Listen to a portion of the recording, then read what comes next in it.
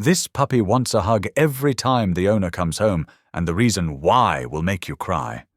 At first it looks sweet, just a little dog desperate for love. But soon his strange obsession turns unsettling. Why does he cling so tightly? Why does he bark and panic if he's pushed away? The owner thinks it's just a silly habit. Until one terrifying night, the truth begins to surface. This isn't just a dog craving affection, it's something deeper, something life-changing. And when the hidden reason is finally revealed, it will break your heart and change everything you thought you knew about loyalty, love, and survival. What is this puppy really trying to protect? And what happens when the truth can't be ignored any longer? Your presence here is powerful. In a world full of noise, it's the quiet gestures of compassion that truly stand out. If your heart still makes room for kindness, you're already one of us. Daniel Whitaker's boots dragged across the worn welcome mat as he stepped through his front door. His shoulders ached from another 12-hour shift at the factory, and the grey at his temples seemed to catch the late afternoon light.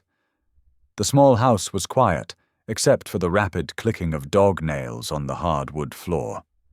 "Here we go again," Daniel muttered, a tired smile crossing his face as Rusty came bounding toward him.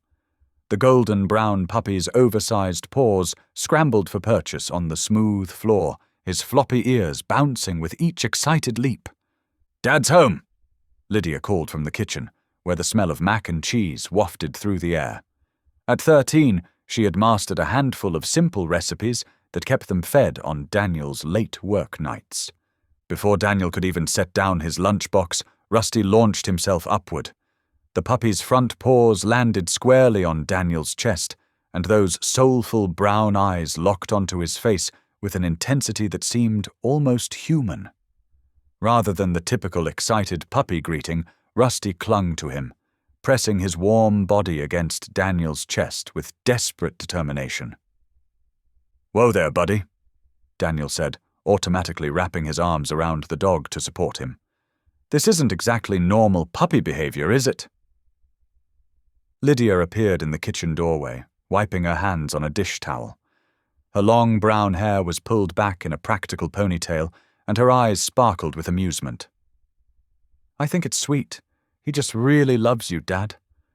But there was something about the way Rusty refused to let go, something that made Daniel's stomach twist with unease. The puppy's heart thumped rapidly against his chest, and those eyes never left Daniel's face. It was as if Rusty was checking for something, searching for signs of... "What?" "Come on, silly dog," Daniel said, trying to set Rusty down. The puppy whimpered and clung tighter. "Lydia, how long has he been doing this now?"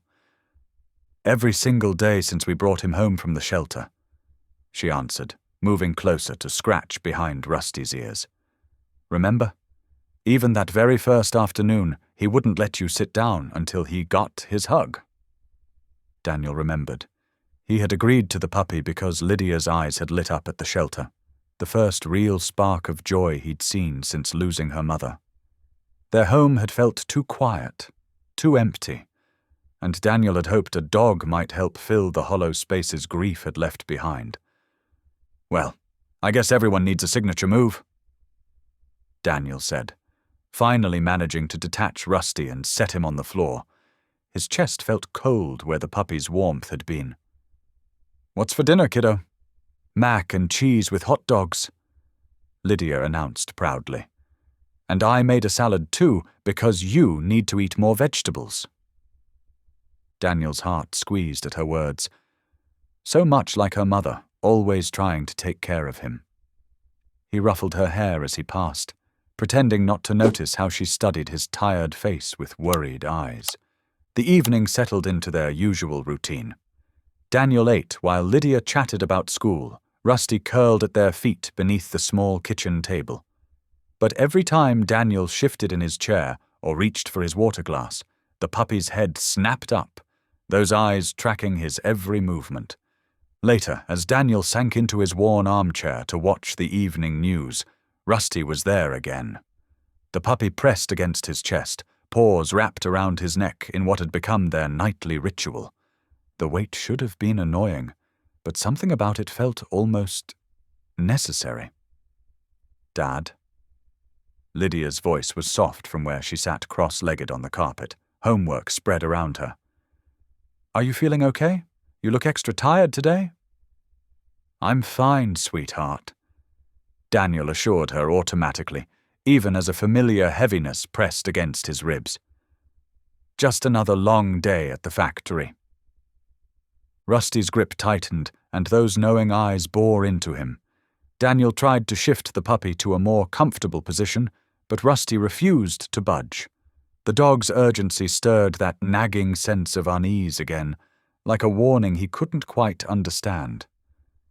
"Maybe Rusty knows something we don't," Lydia mused, watching them with thoughtful eyes.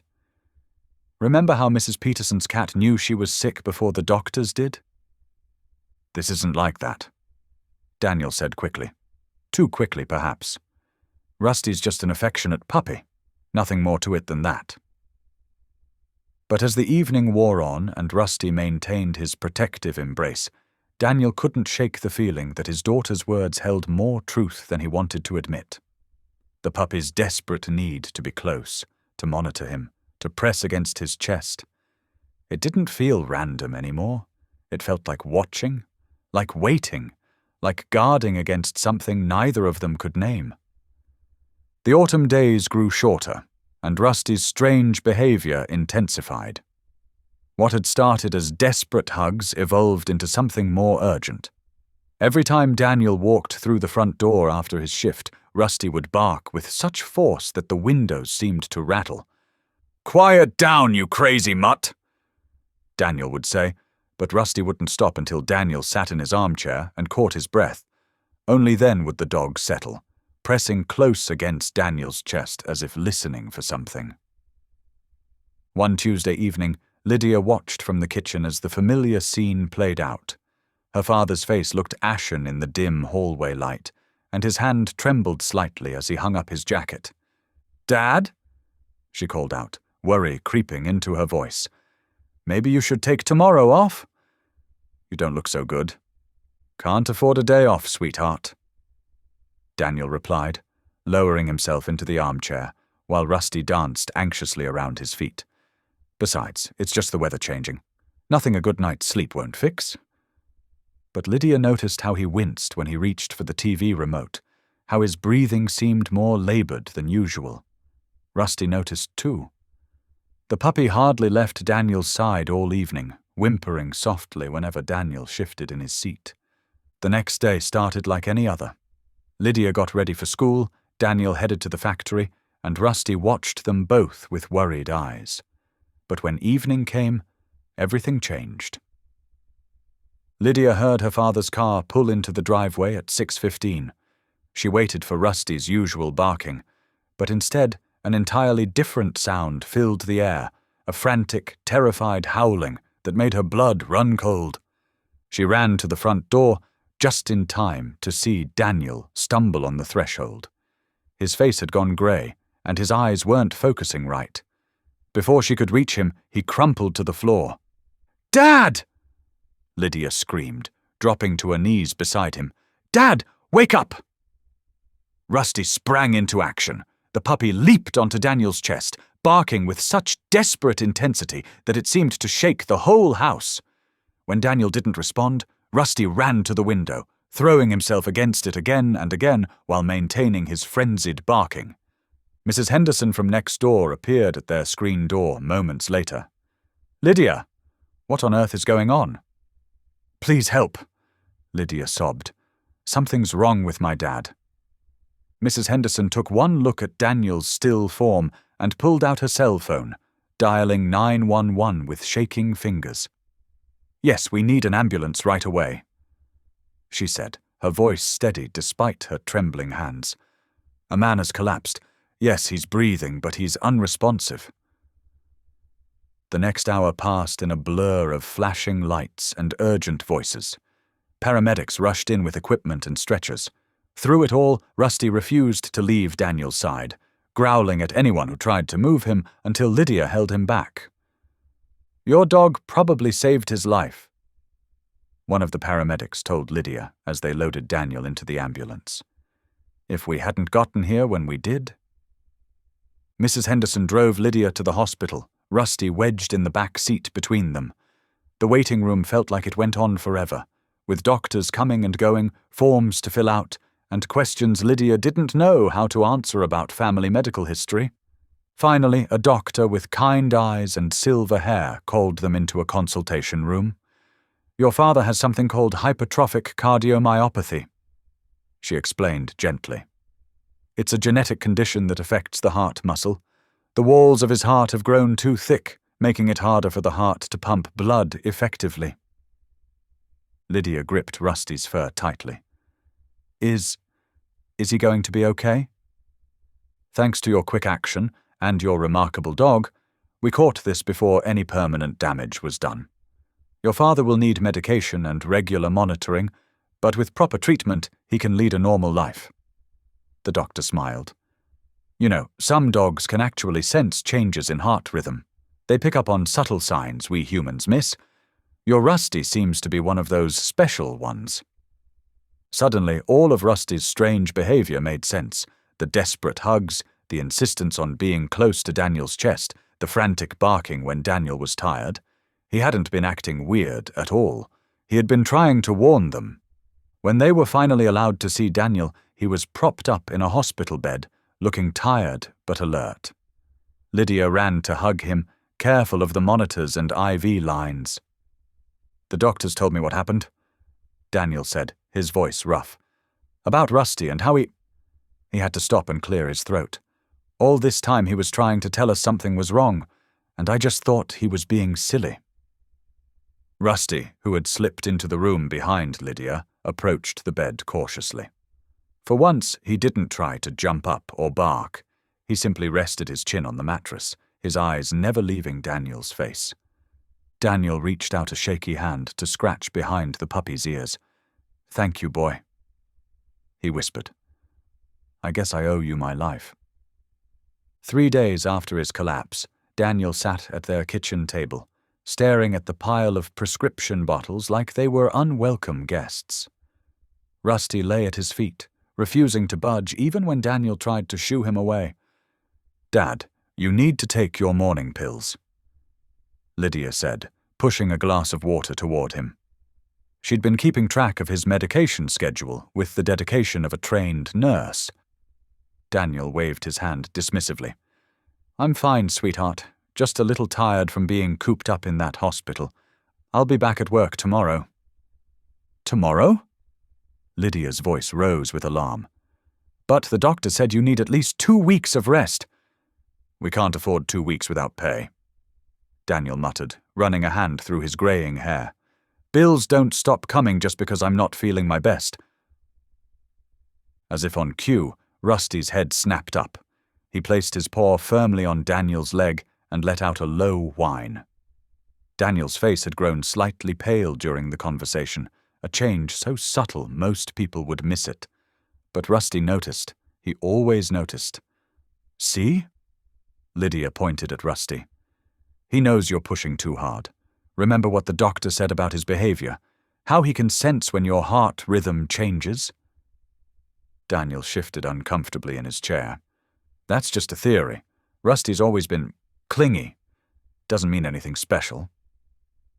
But even as he spoke, Rusty stood up and pressed his nose against Daniel's chest, whining more insistently. Daniel's breathing had grown slightly labored. Another subtle change that Lydia might have missed if she hadn't been watching so carefully these past few days. "Take your pills, Dad," she said quietly.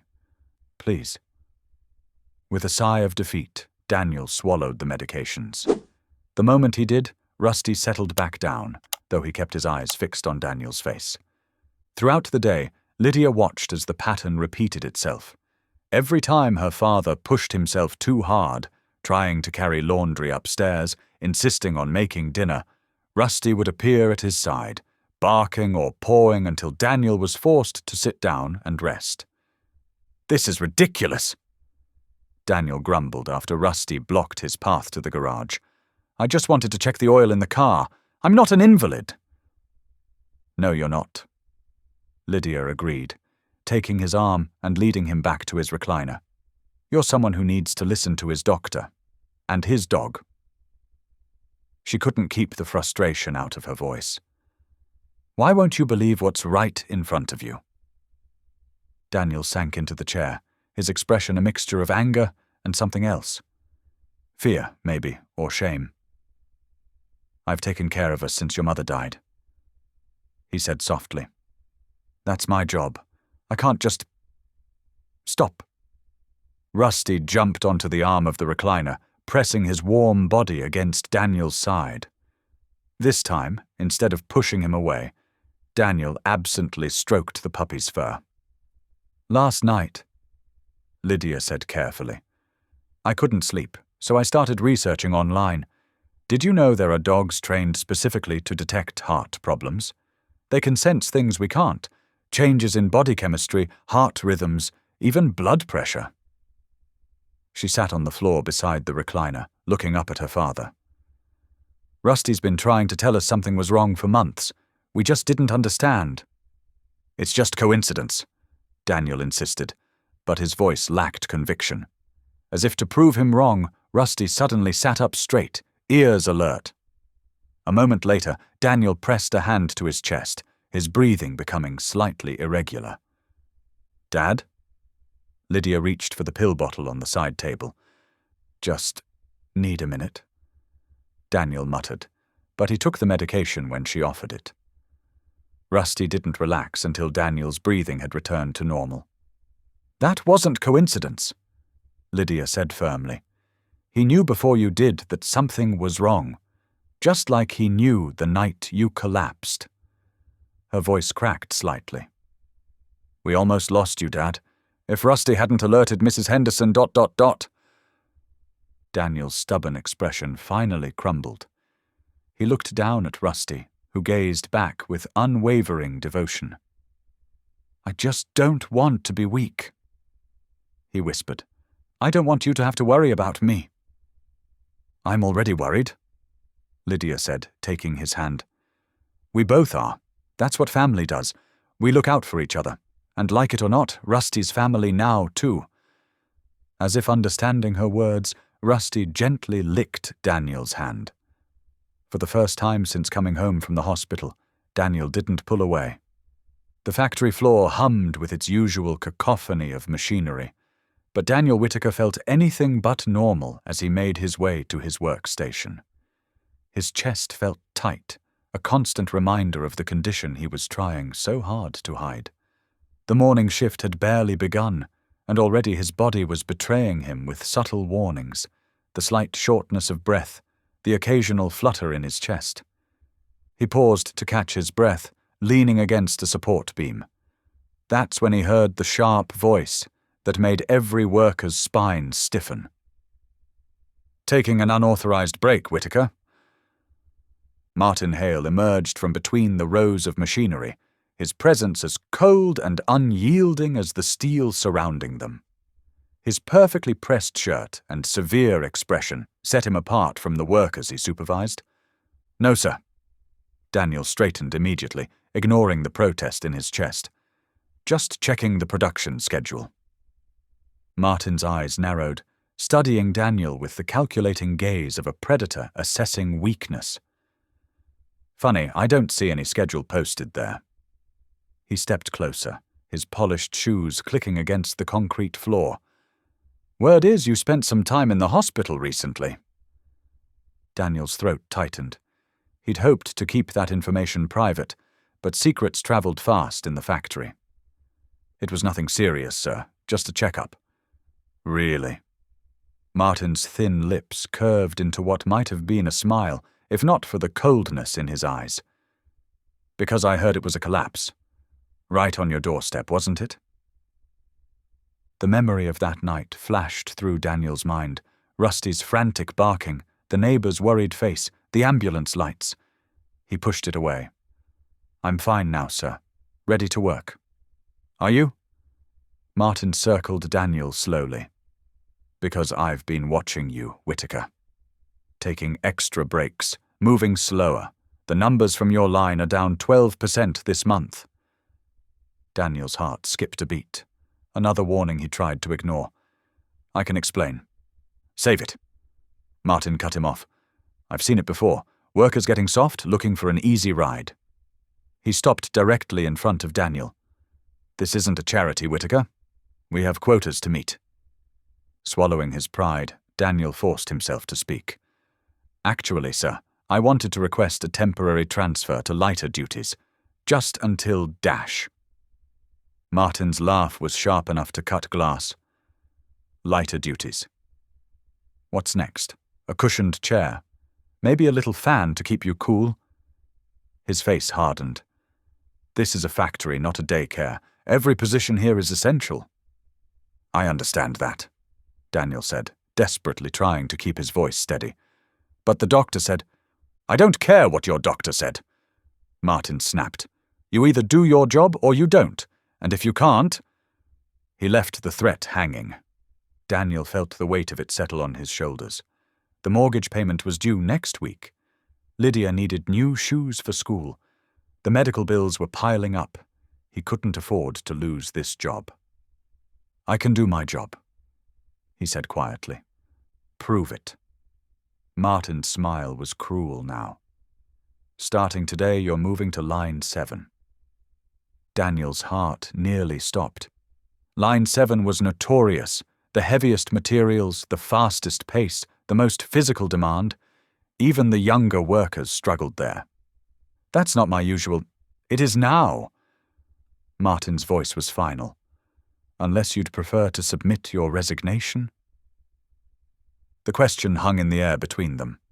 Daniel thought of Lydia waiting at home, of Rusty's worried eyes whenever he pushed himself too hard. But what choice did he have? "No, sir," he managed. "Line 7 is fine." "Good." Martin checked his expensive watch. "You've got 5 minutes to get set up. And Whitaker?" He turned back, his expression hard. "I'll be watching your numbers, very closely." Daniel waited until Martin was gone before allowing himself to lean against the beam again, his heart racing dangerously. He should tell someone. The union rep, maybe, or the safety committee. But Martin had friends in all those places. Any complaint would only make things worse. Later that evening, when Lydia asked about his day, Daniel forced a smile and said everything was fine. He couldn't bear to see the worry in her eyes if she knew the truth. But as he sat in his recliner, trying to catch his breath after the punishing shift, Rusty pressed against his chest and whined softly. The dog knew. He always knew. "I'm okay, boy," Daniel whispered, though his racing heart said otherwise. "I'll figure something out." But as he stroked Rusty's fur, trying to calm both the dog and himself, Daniel wondered how long he could keep up this dangerous charade. Martin Hale had essentially handed him a choice between his health and his livelihood. And for Lydia's sake, he knew which one he had to choose. The thought made his chest tighten again, and Rusty's whining grew more insistent. But Daniel couldn't afford to listen to the warning this time, not when everything they had depended on his silence. The front door creaked open, and Daniel shuffled inside, his work boots dragging against the welcome mat. His hands trembled as he hung up his jacket, the simple motion leaving him winded. Line 7 had been brutal. 8 hours of lifting heavy metal components that seemed to grow heavier with each passing minute. Rusty bounded towards him, but instead of his usual leap for a hug, the dog circled Daniel's legs, whining urgently. Daniel's vision swam, dark spots dancing at the edges. "Dad!" Lydia appeared from the kitchen, her face falling as she took in his appearance. "You look awful." "Thanks, sweetheart." Daniel tried to laugh, but it came out as a wheeze. "Just tired. Nothing a good rest won't fix." He took a step toward his recliner and swayed dangerously. Rusty barked sharply, pressing against his legs to steady him. Lydia rushed forward, grabbing his arm. "This isn't just being tired," she said, her voice trembling. "You're white as a sheet, and look how Rusty's acting. He knows something's wrong." The dog was scratching at Daniel's chest now, pawing insistently at the same spot he always focused on during these episodes. Daniel tried to brush him away, but Rusty wouldn't budge. "He's just being overprotective," Daniel muttered, finally reaching his chair.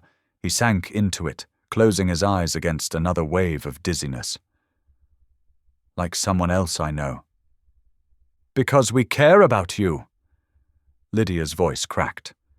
"Dad, please.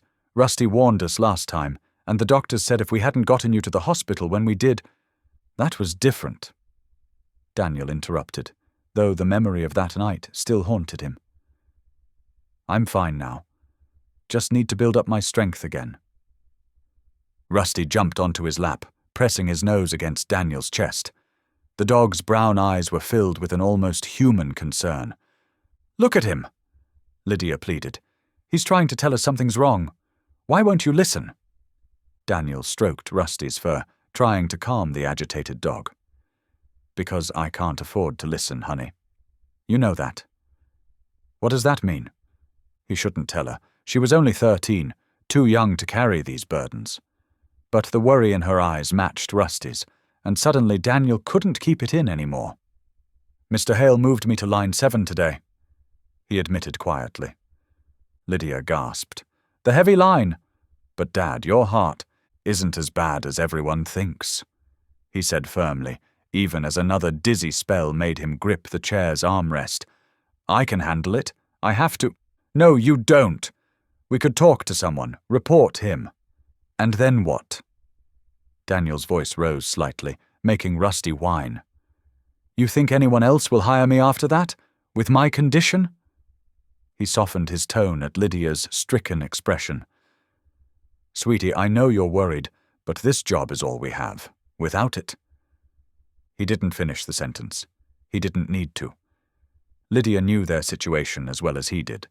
The mounting bills, the mortgage payments, her school expenses. They were barely keeping their heads above water as it was. Rusty suddenly became more agitated, scratching harder at Daniel's chest. The room spun again, and Daniel had to close his eyes, his breathing becoming labored. "Dad," Lydia's voice seemed to come from far away. "Dad, please lie down. Please listen to Rusty. He knows." "Just need a minute," Daniel gasped, but he allowed Lydia to help him recline the chair. Rusty maintained his position, his body pressed protectively against Daniel's chest. For several long moments, they stayed like that, Daniel focusing on his breathing, Lydia holding his hand, and Rusty standing guard.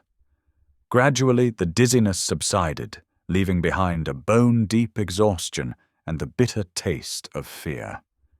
"You can't keep doing this," Lydia whispered, tears in her eyes. "Please, Dad. We'll figure something out, but you have to stop pushing yourself so hard. Rusty knows you're in danger. Why can't you see it too?" Daniel looked at his daughter's frightened face, then at the dog who had already saved his life once. Rusty met his gaze steadily, as if trying to make him understand something crucial. The weight of their concern pressed against him harder than any factory load. But admitting weakness meant admitting defeat. It meant letting down the two beings who depended on him most. And that, Daniel told himself, was something he simply couldn't do, no matter what his racing heart and a certain persistent puppy tried to tell him. The factory floor hummed with its usual cacophony of grinding metal and whirring machines. Daniel stood at line 7, his arms trembling as he lifted another heavy component. Sweat beaded on his forehead despite the cool autumn air filtering through the high windows. "Keep it moving, Whitaker." Martin Hale's voice cut through the din. "Those quotas won't meet themselves." Daniel gritted his teeth and reached for the next piece.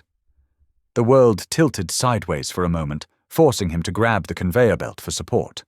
His chest felt tight, like a band squeezing around his ribs. "Dad!" Lydia's voice startled him. She wasn't supposed to be here. She should have been in school. But there she was, standing in the doorway, her face pale with worry. And behind her? A familiar bark echoed through the factory. Rusty darted past Lydia, weaving between machinery and startled workers.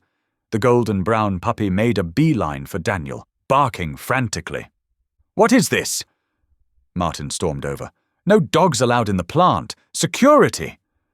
But Rusty ignored him, jumping up and pawing at Daniel's chest, the same urgent gesture they'd seen so many times at home.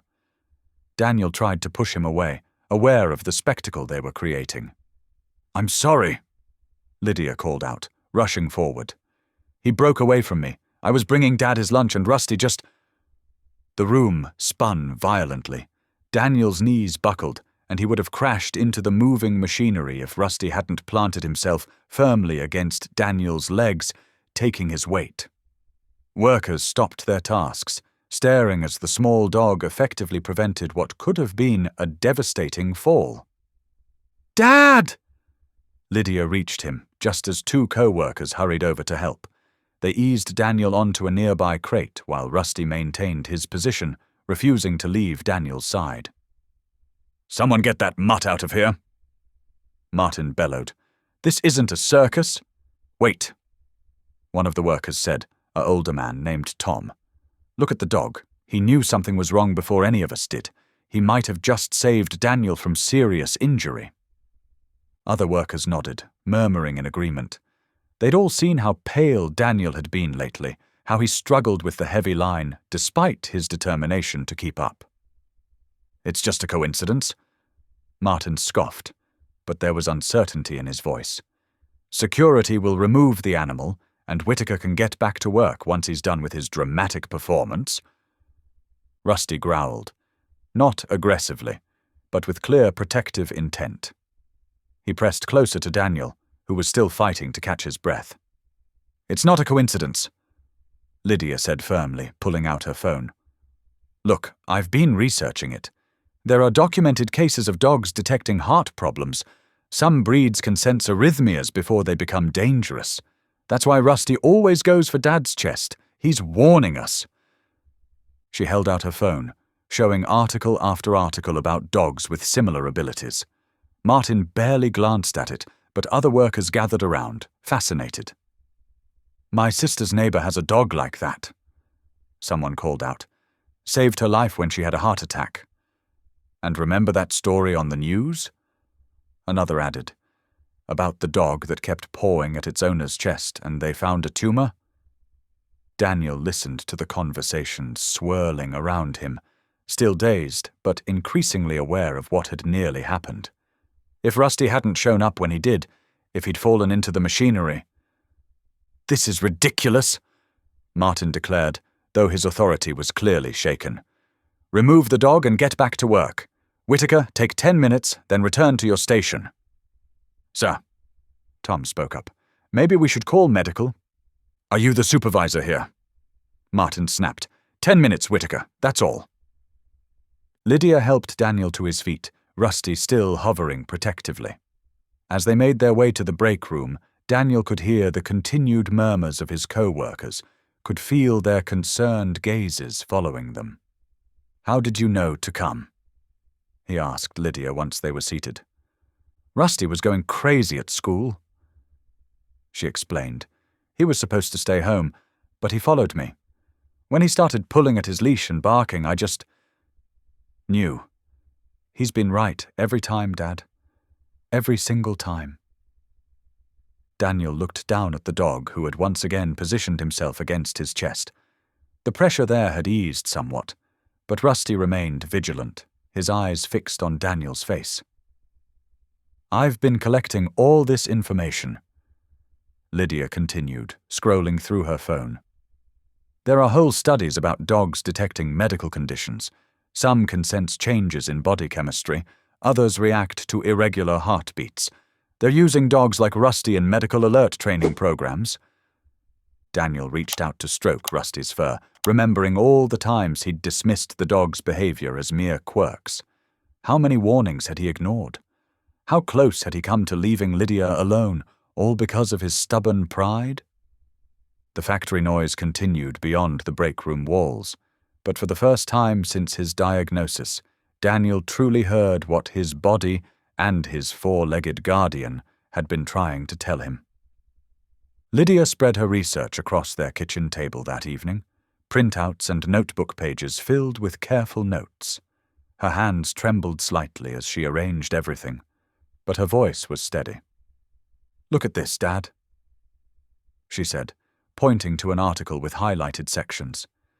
"This dog in Michigan saved his owner 3 times before they discovered his heart condition. And here, a whole study about dogs detecting irregular heartbeats. They're training them for it now." Daniel sat heavily in his chair, still exhausted from his near collapse at the factory. Rusty lay at his feet, alert as always.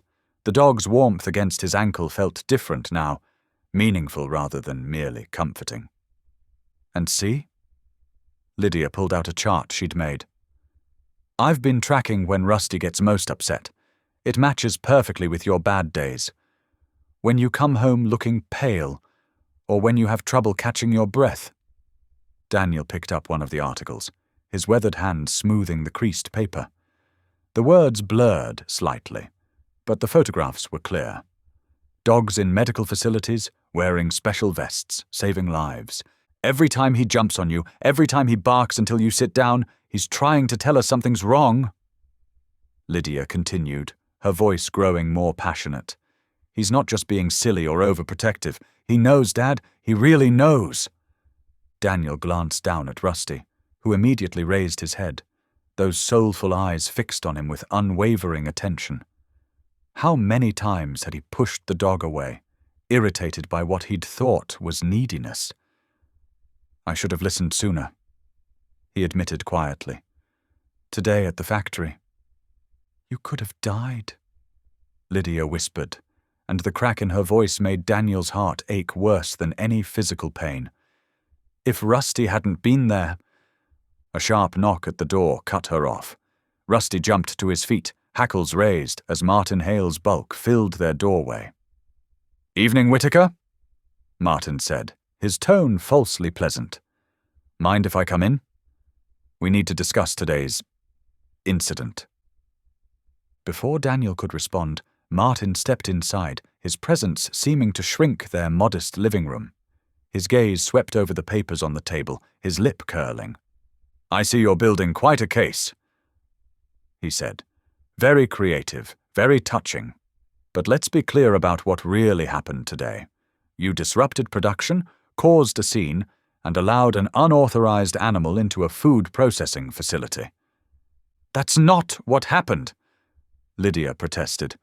"Rusty saved—" "Quiet," Martin snapped.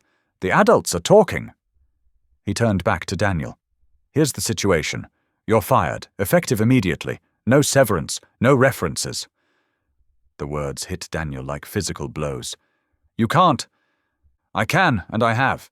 Your Emotional Support Circus Act violated at least 6 safety protocols. You're lucky I'm not pursuing damages." Rusty growled low in his throat. Martin's eyes narrowed.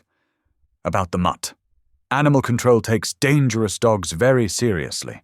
One complaint about aggressive behavior in a workplace." He let the threat hang in the air. Daniel felt the blood drain from his face. "Rusty's not dangerous." "No." Martin raised an eyebrow. "That growling suggests otherwise. Would be a shame if something happened to him, especially if you're thinking about making trouble over your termination." Lydia clutched Rusty's collar, tears streaming down her face. The dog pressed against her legs, still watching Martin intently. "You're threatening a child's pet." Daniel's voice shook with anger and disbelief.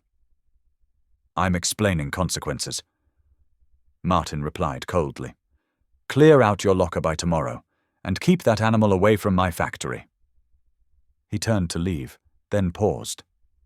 "Oh, and Whitaker. Good luck finding work with a heart condition. Most places aren't as accommodating as we've been." The door closed behind him with devastating finality. Daniel slumped in his chair, the full weight of disaster crushing down on him. No job, no severance, no way to support Lydia or pay for his medication. "He can't do this," Lydia whispered. "It's not fair. Rusty was helping." Daniel looked at his daughter, at the dog who had saved his life, and felt shame wash over him.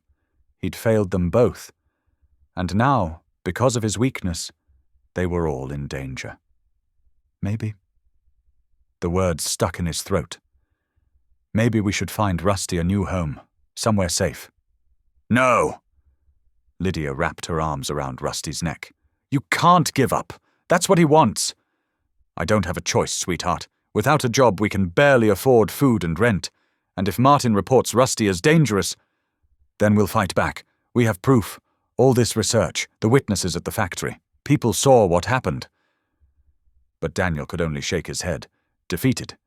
Martin's threats echoed in his mind. One complaint could send Rusty to the pound. One word from Martin could make finding a new job impossible. He couldn't risk Lydia's security, not when she'd already lost so much. Rusty whined softly, moving to press against Daniel's legs. Even now, the dog was trying to protect him, unaware that he might be the one needing protection. The kitchen clock ticked away the endless minutes as Daniel sat at their worn table, staring at bills he could no longer pay. His termination notice lay crumpled nearby, each word a reminder of his failure. Outside, the evening sky darkened to match his mood. We should start looking tomorrow, he said quietly, not meeting Lydia's eyes. Mrs. Peterson down the street mentioned wanting a dog. Rusty would be safe there, close enough to visit. Rusty's head shot up at the sound of his name. He padded over to Daniel, pressing against his leg with familiar urgency. The gesture, once annoying, now felt like a knife to Daniel's heart. No. Lydia's voice was steel wrapped in silk. She stood in the kitchen doorway, arms crossed, chin raised in defiance. We're not giving him up. Sweetheart, be reasonable. Without my job, reasonable. Lydia's voice cracked. What's reasonable about letting Martin win? About giving up the one thing that's keeping you alive? Daniel rubbed his temples, exhaustion seeping into his bones. Martin has all the power here. One complaint and Rusty could end up... He doesn't have all the power. Lydia marched to the table, spreading out her research papers. Look at these cases. Dogs like Rusty, they're special. They can sense heart problems before they happen. There are studies, Dad. Real proof. Scientific papers won't pay our bills, Daniel said softly. But they might save your job. Lydia pulled out another document, a labor board complaint form she'd printed from the library. We can fight this. Request a hearing. Make them listen. Daniel stared at the form, remembering Martin's threats. It's too risky. If we lose... If we don't try, we've already lost. Lydia's eyes filled with tears, but her voice remained strong. Mum wouldn't want you to give up. She'd fight. The mention of his late wife hit Daniel like a physical blow. He looked at their family photo on the wall, Sarah's smile forever frozen in time. What would she think of him now, ready to surrender because the fight seemed too hard? Rusty whined, pushing his head under Daniel's hand. The dog's warmth spread through his fingers, steady and sure, like a lifeline in a storm. You're right, Daniel whispered, then louder. You're right. Giving up Rusty means giving up on living, and I'm not ready to do that. Relief flooded Lydia's face. She hugged him fiercely, and Daniel held her close, feeling strength return to his tired body. We'll need help, he said, pulling back to look at the complaint form. Someone to speak for us at the hearing. I already called Uncle Mike. Lydia admitted with a small smile. He knows a lawyer who handles labor cases, and 3 workers from your shift saw what happened today. They'll testify about Rusty saving you. Daniel shook his head in amazement. While he'd been drowning in despair, his 13-year-old daughter had been building their lifeboat. Martin won't back down easily. He warned. He'll fight dirty. Then we'll fight smarter. Lydia sat beside him, Rusty settling at their feet. We have truth on our side, and we have each other. As they began filling out the complaint form, Daniel felt something he hadn't experienced in years, hope. It wasn't just about keeping his job anymore, or even keeping Rusty. This was about standing up to bullies like Martin, about showing Lydia that justice could prevail. "Whatever happens," Daniel said, signing his name with renewed purpose, "we face it together, all three of us." Rusty barked once, tail wagging, as if sealing their pact. Tomorrow would bring challenges, but tonight, in their small kitchen, a family found its courage again. They worked late into the evening, organizing their evidence, practicing what they would say at the hearing. Daniel's heart condition might make him physically weak, but his spirit grew stronger with each passing hour. He wouldn't let Martin's threats destroy what mattered most.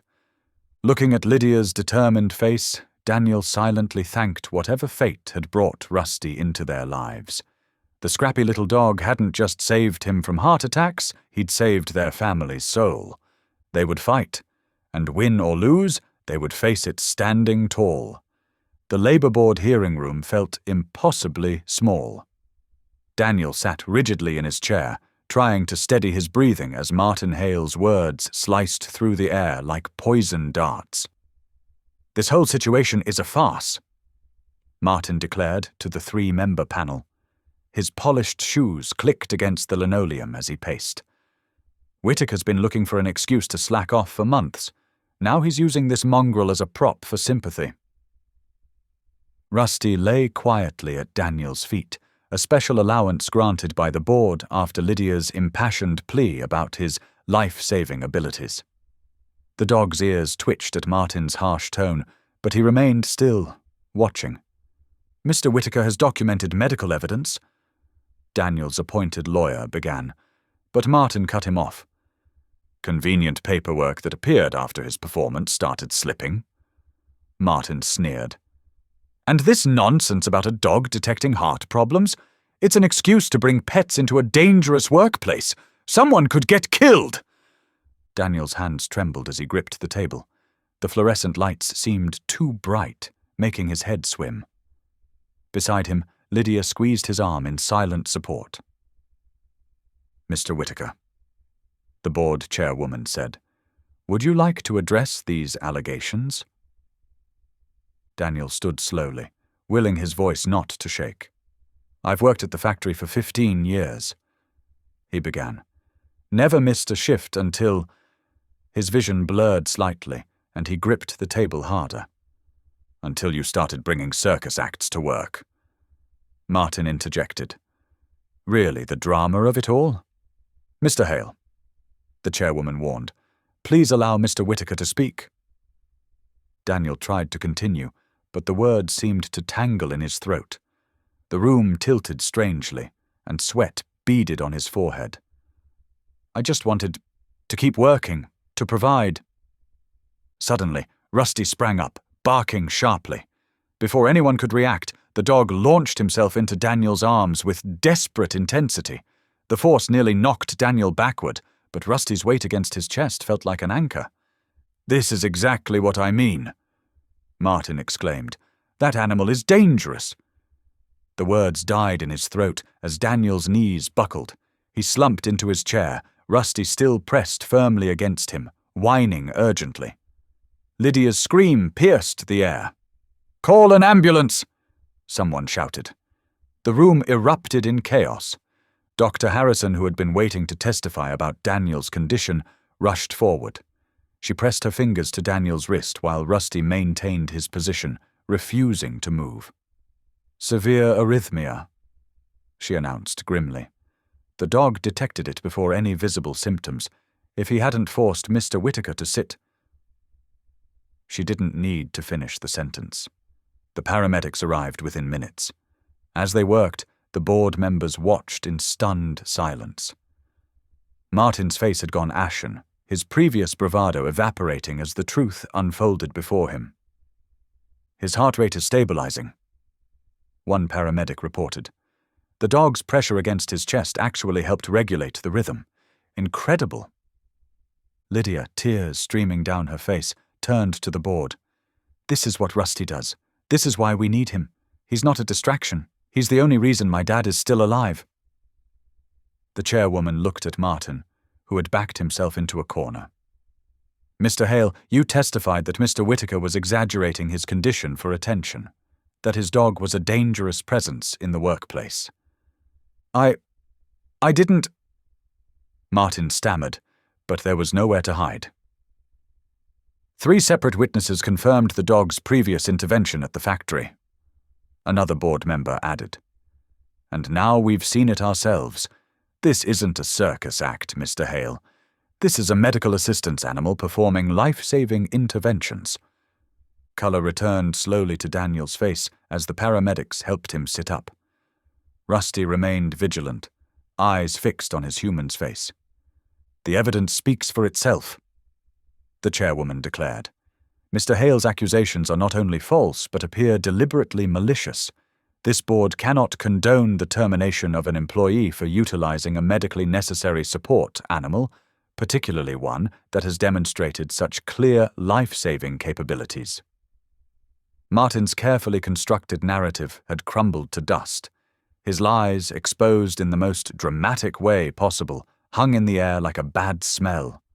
The man who had wielded power so carelessly now stood alone, his cruelty laid bare before witnesses who could not be intimidated into silence. Daniel, still weak but conscious, reached down to stroke Rusty's head. The dog's tail wagged once, twice, a silent conversation between guardian and protected. In that moment, no one in the room could deny the bond between them, or the truth it revealed about Martin's character. The hearing wasn't just about winning back a job anymore. It had become a revelation of humanity versus heartlessness, of truth versus tyranny. And thanks to one scrappy dog's unfailing instincts, the truth had won. The weeks following the hearing brought waves of change to the Whittaker household. Daniel sat at his kitchen table, spreading out the papers from his new workplace accommodation agreement. The factory board had not only reinstated him with back pay, but had also arranged for modified duties that wouldn't strain his heart. More importantly, Rusty now wore an official service dog vest, complete with medical alert certification. "Look at this, Lydia," Daniel called out, holding up an insurance document. "They're even covering part of my treatment costs." Lydia bounded into the kitchen, her face bright with relief. "And Dr. Harrison said the medication is really helping, right?" "It is." Daniel touched the pill organizer on the counter, a daily reminder of his new reality. "Though I think having our 4-legged watchdog helps even more." As if on cue, Rusty trotted over and pressed his nose against Daniel's knee. The dog's awareness of Daniel's condition hadn't diminished, but there was less desperation in his actions now. Instead of frantic barking, he gave gentle nudges when Daniel needed to rest. The morning news had brought additional satisfaction. Martin Hale had been transferred to a different facility. His reputation in tatters after the board's investigation revealed a pattern of worker intimidation. The man who had tried to destroy Daniel's dignity had lost his own instead. "Dad." Lydia sat down beside him, fidgeting with her cereal spoon. "Remember when you first brought Rusty home? You said he was supposed to be my gift?" Daniel smiled, reaching over to squeeze her hand. "And look how that turned out. He became a gift for both of us." "I think Mum would have loved him," Lydia said softly. The mention of her mother didn't bring the usual sharp pain. Instead, Daniel felt a warm gratitude. She would have. And she would have figured out what Rusty was trying to tell us way sooner than we did. Their morning routine had changed since Daniel's return to work. Instead of rushing out exhausted and afraid, he took time for breakfast with Lydia. They walked together part of the way, Rusty trotting between them before Lydia headed to school and Daniel to his adjusted shift at the factory. The factory floor felt different, too. His co-workers, who had witnessed Rusty's interventions, treated both man and dog with respect. The heavy machinery Daniel had once operated now had a different operator, while he managed inventory in a less strenuous role. His pride had finally made peace with his limitations. That afternoon, as Daniel approached their front door after his first full shift back, he felt a familiar anticipation. The door swung open, and there was Rusty, tail wagging with excitement. But this time, when the dog leapt into his arms, Daniel understood the difference. The desperate clinging was gone. Instead, Rusty's embrace felt like celebration, like joy. Daniel hugged him back, burying his face in the golden brown fur that had become such a comfort. "Yeah, buddy," he whispered. "I'm okay now. Thanks to you." Lydia appeared in the doorway, homework forgotten at her father's return. "How was your first day back?" Daniel stepped inside, still holding Rusty. "Good. Different. Better." He set the dog down gently. "You know what I realized today? All those times Rusty jumped on me, he wasn't just being affectionate. He was checking my heart, making sure I was alive." "I know, Dad." Lydia's voice held the patient wisdom of someone who had understood this truth long ago. They moved into their modest living room, where Daniel's favorite chair now had Rusty's bed placed strategically beside it. The dog settled into his spot, maintaining his usual vigilant watch, but with a new contentment in his posture. "You were right not to let me give him up," Daniel admitted, sinking into his chair. "When Martin threatened us, I almost—" "But you didn't," Lydia interrupted firmly. "We fought back instead. Together." Daniel looked around their small home, seeing it with fresh eyes. Nothing about their circumstances was extravagant. They still lived paycheck to paycheck, still had to watch their budget carefully. But something fundamental had shifted. The constant fear was gone, replaced by a security that had nothing to do with money. Rusty raised his head suddenly, ears perking up. But instead of barking in alarm, he simply stood and pressed his head against Daniel's knee, a gentle reminder to take his evening medication. Okay, Daniel chuckled, reaching for his pills. "I hear you, boss." As he swallowed the medicine, Daniel felt a profound gratitude wash over him. Their little family might not have much, but they had everything that mattered: health, hope, and each other. And they had Rusty, not just a pet, but a guardian who had given them back their future. The evening light filtered through their window, casting warm shadows across the floor. In this moment, their modest home felt like the richest place on earth. Daniel reached down to scratch Rusty's ears, receiving a contented sigh in return. "You know what, kids?" he said, including Rusty in his gaze. "I think we're going to be just fine." Lydia smiled, and Rusty's tail thumped against the floor in agreement. Outside, the world continued its busy pace, but in here, in their small corner of it, everything was exactly as it should be. Thanks for watching. If any part of this story lingered with you, consider subscribing. I'll be here again tomorrow, sharing another tale that speaks to the soul.